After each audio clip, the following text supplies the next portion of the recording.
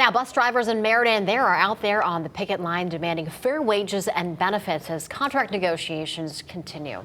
Want to get right out to Fox 61's Brooke Griffin. We know classes will go on as normal today, Brooke, but there are complications for sure. A lively scene behind you.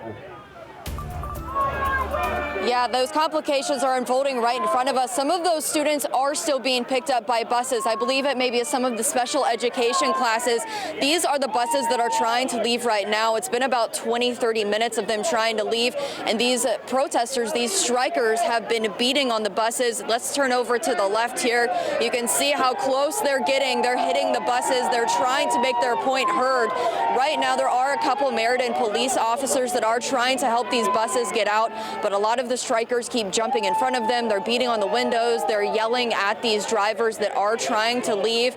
This has been very, very lively for the past 30 or so minutes as they are trying to block them from going out and doing their job at this point. A lot of the things that I've been hearing in the past few minutes is these strikers yelling at the drivers, saying, if we get better wages, you get better wages too. They say they're all trying to fight together, but they say by letting these buses out, they're kind of giving up. They say that this is not right. They wanted these bus drivers to stay with them.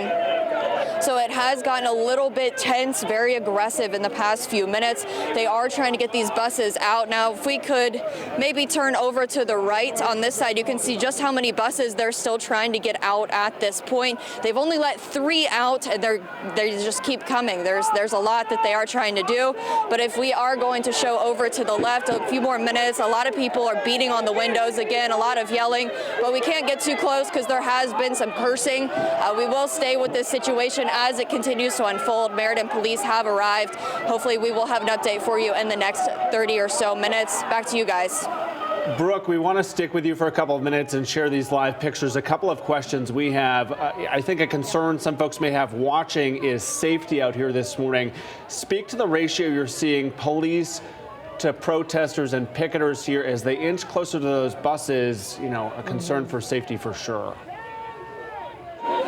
Yeah, I did just hear that the officers were speaking with some of the leaders here, saying that they need to let them through and they need to do it peacefully because they're saying that this has become a safety issue. They don't want anybody hurt here.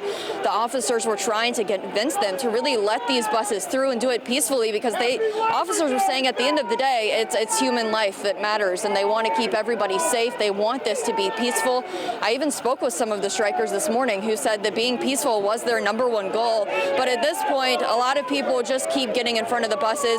It just keeps getting aggressive with every single one that is put through. The drivers inside are not engaging, though. A lot of them aren't even making eye contact. So at this point, the officers are trying to do everything they can.